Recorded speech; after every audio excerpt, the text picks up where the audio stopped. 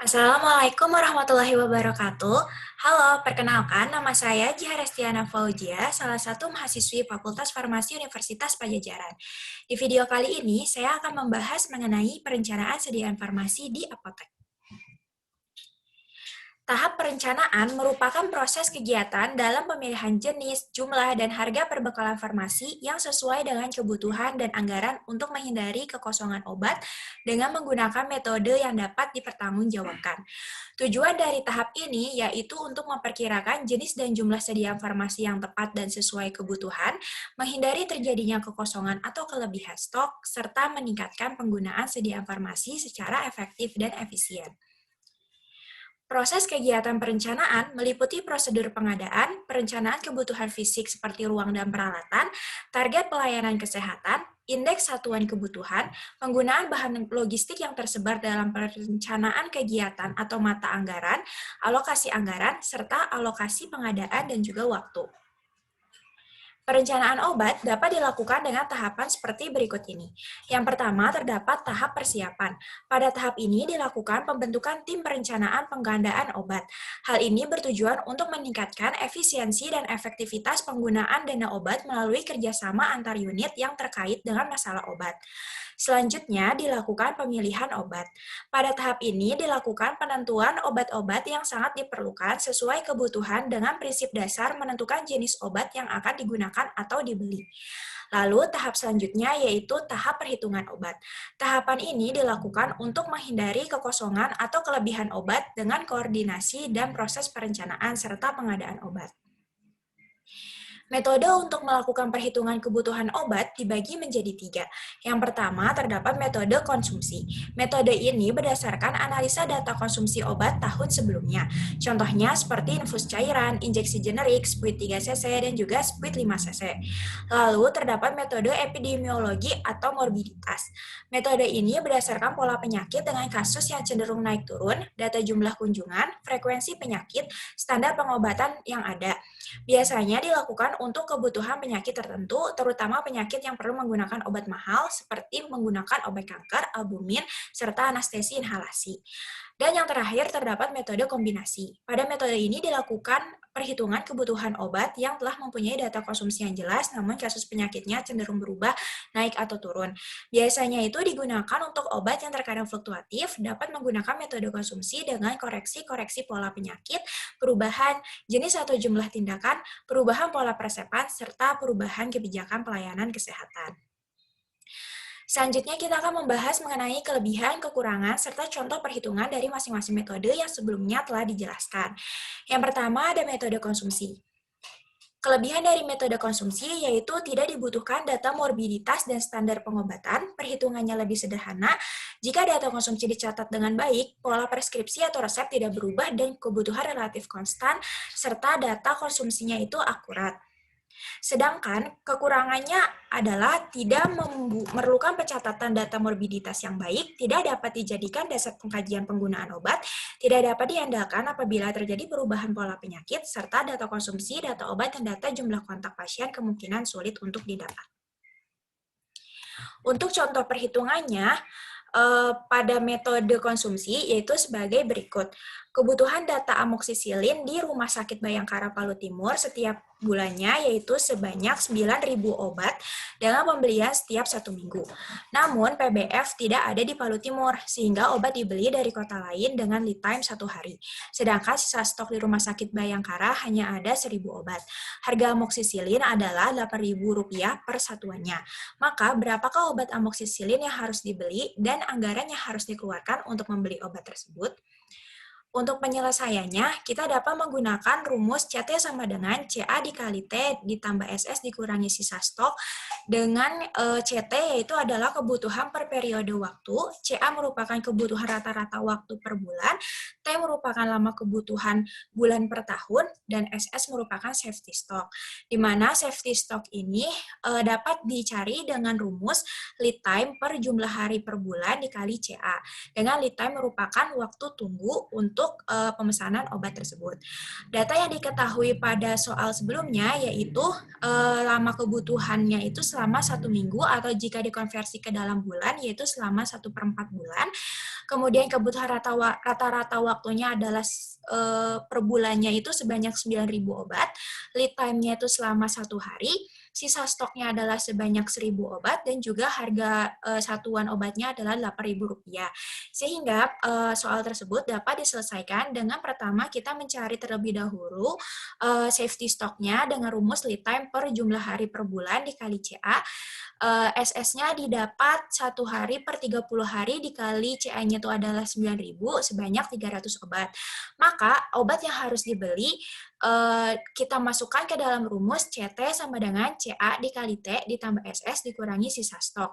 CT yang didapat yaitu sebanyak 1.550 obat. Maka anggaran yang harus dikeluarkan yaitu 1.550 obat dikali harga satuannya adalah Rp8.000, sehingga anggaran yang harus dikeluarkan sebesar Rp12.400.000. Kemudian selanjutnya terdapat metode epidemiologi atau yang biasa disebut juga dengan metode morbiditas. Kelebihan dari metode ini yaitu tidak dibutuhkan data konsumsi, dapat digunakan untuk mengkaji pola pengobatan dan didukung oleh standar pengobatan, mendorong melakukan pencatatan morbiditas, serta perkiraan kebutuhan yang mendekati kebenaran karena menggunakan angka pola penyakit yang berada di rumah sakit. Untuk kekurangannya, yaitu memerlukan waktu yang banyak dan tenaga yang terampil, data penyakitnya sulit diperoleh secara pasti, dan kemungkinan terdapat penyakit yang tidak masuk ke dalam daftar, pola penyakitnya tidak sama, variasi obat lebih luas, serta kekurangan obat karena wabah, serta memerlukan waktu serta sistem pencatatan dan pelaporannya yang itu kurang baik. Untuk contoh perhitungannya, yaitu sebagai berikut. Pasien yang terkena gigitan ular di Palu tergolong cukup tinggi karena masih banyaknya hutan yang lebat. Rumah Sakit Bayangkara setiap bulan menerima pasien yang terkena gigitan ular sebanyak 5 orang per bulan. Standar pengobatan untuk gigitan ular yaitu sebagai berikut. Yang pertama, dapat diberikan antibisa ular yang diberikan 2 botol untuk 1 hari, dengan terapinya diberikan selama 3 hari. Yang kedua, ada asam traksenamat yang diberikan 3 kali injeksi 500 mg dan diberikan selama 3 hari. Yang ketiga, ada ketorolak injeksi 3% yang diberikan 2 ampul untuk 1 hari dan diberikan selama 3 hari. Dan yang keempat, ada cefotaxim injeksi, diberikan 2 kali injeksi 1 gram dan diberikan selama 3 hari. Obat-obat terapi gigitan ular tersebut hanya tersisa 1 di rumah sakit, sedangkan pembelian setiap 1 bulan sekali dengan lead time selama 1 minggu. Harga 1 kali pemberian standar pengobatan gigitan ular yaitu sebesar Rp800.000. Maka, berapakah obat dalam standar terapi yang harus dibeli dan anggaran yang harus dikeluarkan untuk membeli persediaan tersebut? Permasalahan tersebut dapat kita selesaikan dengan menggunakan rumus CT sama dengan CE kali T ditambah SS dikurangi sisa stok, dengan CT merupakan kebutuhan per periode waktu, CE merupakan perhitungan standar pengobatan, T adalah lama kebutuhan bulan per tahun, dan SS merupakan safety stock yang cara mencarinya sama seperti sebelumnya, yaitu dengan lead time dibagi jumlah hari per bulan dikali CA. Dengan lead time-nya adalah waktu tunggu. Berdasarkan data yang tertera pada soal, diketahui bahwa antibisa ular yaitu sebanyak 2 botol yang diberikan dalam 3 hari, sehingga yang dibutuhkan adalah 6 botol, dan jika diberikan kepada 5 pasien, maka membutuhkan 30 antibisa ular. Kemudian untuk asam traksenamat, yaitu sebanyak 3 ampul yang diberikan selama 3 hari, sehingga ada 9 ampul dan diberikan kepada 5 pasien, maka membutuhkan 45 asam traksenamat. Kemudian untuk ketorolak injeksi 3%, itu diberikan 2 ampul selama 3 hari, maka jumlahnya adalah 6 ampul dan diberikan kepada 5 pasien, maka dibutuhkan 30 ampul ketorolak injeksi 3%. Dan yang terakhir adalah cefotaxim injeksi, yaitu terdapat 2 ampul yang diberikan selama 3 hari dan diberikan kepada 5 pasien, sehingga membutuhkan 30 ampul cefotaxim injeksi. Dan juga rata-rata standar pengobatan atau yang disebut dengan CE itu adalah 30. Maka permasalahan tersebut dapat diselesaikan dengan mencari safety stock-nya terlebih dahulu, yaitu dengan membagi lead time dengan jumlah hari per bulan dikali dengan CA. Sehingga didapatkan safety stock-nya yaitu 6,99 atau dibulatkan menjadi 7 buah. Sehingga obat yang harus dibeli dapat kita langsung masukkan ke dalam rumusnya, yaitu CT sama dengan CE dikali T ditambah safety stock dikurangi sisa stok. Maka didapatkan nilai obat yang harus dibelinya itu sebanyak 36 obat. obat. Maka anggaran yang harus dikeluarkan adalah 36 obat dikali harga satuannya adalah Rp800.000, sehingga harus mengeluarkan anggaran sebesar Rp28.800.000. Dan yang terakhir, terdapat metode kombinasi antara metode konsumsi dengan metode morbiditas. Kelebihannya adalah perhitungan kebutuhan obat atau alat kesehatan telah mempunyai data konsumsi yang jelas, serta dapat menggunakan metode konsumsi dengan koreksi pola penyakit, perubahan jenis atau jumlah tindakan, perubahan pola persepan, serta perubahan kebijakan pelayanan kesehatan. Untuk kekurangannya adalah data obat dan alat kesehatan yang terkadang fluktuatif, serta kasus penyakitnya cenderung berubah naik ataupun turun. Untuk contoh perhitungannya, pada daerah Palu, setiap tahunnya terdapat pasien yang menderita demam berdarah DBD dan diprediksi sebanyak 150 pasien. Penanganan pasien DBD tersebut yaitu dengan diberikan infus Ringer laktat 500 cc sebanyak 20 tetes per menit selama 5 hari. Konsumsi Ringer laktat setiap bulannya adalah 8.000 infus dengan lead time-nya yaitu adalah setengah bulan. Sisa stok yang tersedia yaitu sebanyak 5.000 infus. Berapakah Ringer laktat yang harus disediakan rumah sakit agar tidak terjadi kekosongan?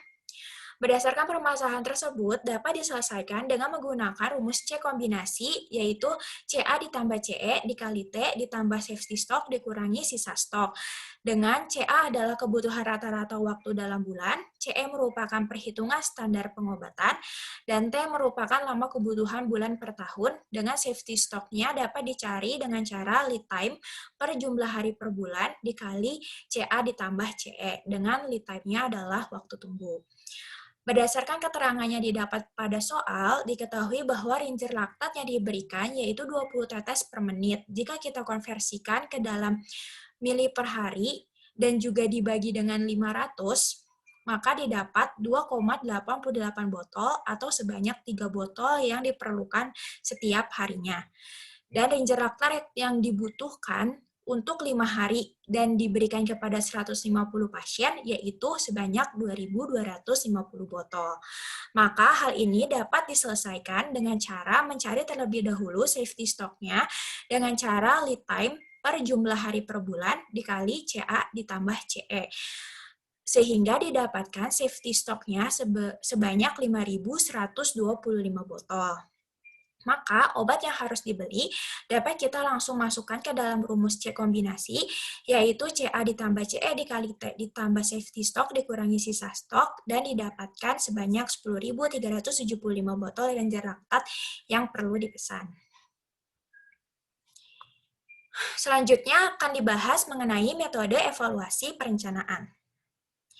Pada metode ini dibagi menjadi dua, yaitu metode ABC dan juga metode Venn. Metode ABC membantu mengkategorikan perbekalan kefarmasian berdasarkan jumlah nilai rupiah per item selama periode tertentu, atau periodenya itu disesuaikan dengan kebutuhan yang kemudian diinvestasikan menjadi kelas A, kelas B, dan juga kelas C. Sedangkan metode Venn merupakan metode yang dikategorikan berdasarkan urgensi atau kepentingan. Metode ini dikategorikan menjadi produk vital, esensial, dan juga non-esensial. Dan yang terakhir terdapat metode kombinasi antara metode ABC dan juga Venn. Metode ini menyeimbangkan pelayanan kebutuhan pendapatan suatu perusahaan. Pada metode ABC dibagi menjadi 3 kelas. Yang pertama ada kelas A. Pada kelas ini dikategorikan untuk obat yang membutuhkan biaya 70-80% dari total 100% biaya untuk pengadaannya, sehingga dapat disebut sebagai obat yang tergolong mahal. Jumlah stoknya hanya 15% dari total jumlah obat yang dimiliki. Jumlah ini tergolong sedikit karena harga obatnya itu termasuk ke dalam harga yang mahal, karena belum tentu juga obat tersebut tergolong ke dalam fast moving. Selanjutnya terdapat kelas B. Pada kelas ini termasuk obat dengan jumlah biaya 15-25% untuk pengadaannya, sehingga tergolong obat dengan harga sedang. Jumlah stoknya adalah 30%. Dan yang terakhir yaitu kelas C. Pada kelas ini terdiri dari obat dengan jumlah biaya 5-15% untuk pengadaannya, sehingga tergolong obat dengan harga murah dan juga fast moving. Contohnya seperti infus NaCl.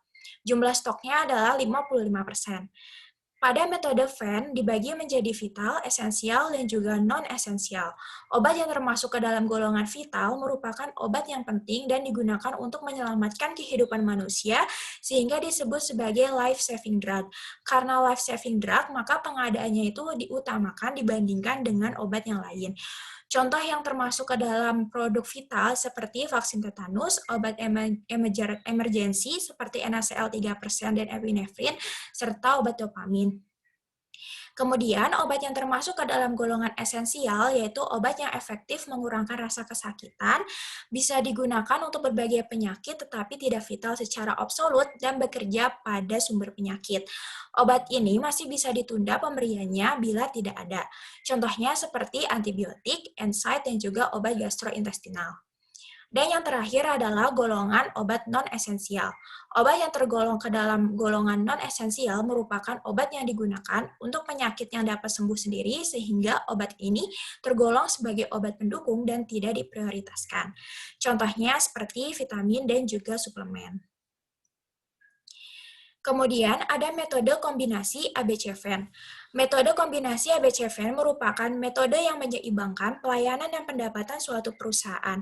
Jika hanya menggunakan metode ABC, manajemen yang dilakukan tidak efektif karena hanya mengklasifikasikan berdasarkan kebutuhan biaya. Hal ini dikarenakan tingkat kekritisan obat yang termasuk ke dalam golongan Venn ini perlu dipertimbangkan sehingga pengadaan barang semakin dapat terkontrol berdasarkan kepentingan obat. Metode ini mengidentifikasi obat menurut nilai pemakaian dan juga nilai investasi, sehingga manajemen yang dilakukan efektif, serta dapat berkonsentrasi pada obat dengan jumlah yang sedikit namun memiliki nilai investasi yang cukup besar. Berikut merupakan tabel kaidah metode kombinasi ABC-Venn. Pada tabel kaidah tersebut, dibagi menjadi 3 kategori. Kategori pertama merupakan barang yang penting dan mahal, yang pada tabel kaidah itu termasuk kategori 1 adalah AV, AE, dan juga AM. Untuk kategori 2 pada tabel termasuk kategori 2 yaitu adalah BE, BN, dan juga CE.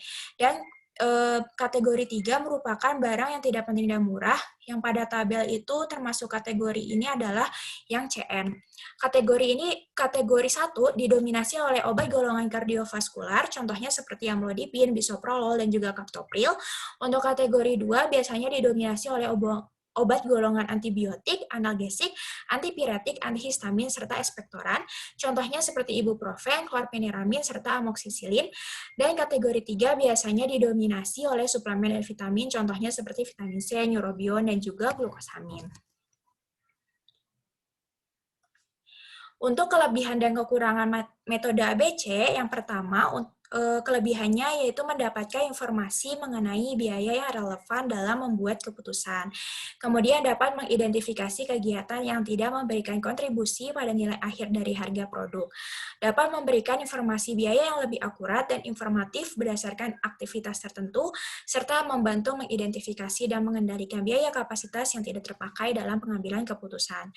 Sedangkan untuk kekurangannya adalah metode pelaksanaannya yang kompleks sehingga membutuhkan waktu yang lebih lama serta sumber daya yang besar, kemudian tidak memperhatikan biaya iklan, promosi, dan juga riset, lalu membutuhkan waktu yang lebih lama, serta membutuhkan sumber daya yang lebih besar. Untuk kelebihan dan kekurangan metode Venn, kelebihannya yaitu dapat dilakukan penyesuaian kebutuhan obat-obatan berdasarkan kelompok atau golongan, sedangkan kekurangannya adalah membutuhkan waktu yang lebih lama untuk menggolongkan obat karena menggunakan metode Venn ini disusun berdasarkan kriteria, serta kekurangan lainnya adalah memungkinkan terjadinya kekosongan stok pada obat golongan vital. Sekian pemaparan mengenai proses perencanaan sediaan farmasi di apotik. Semoga materi ini dapat bermanfaat. Terima kasih.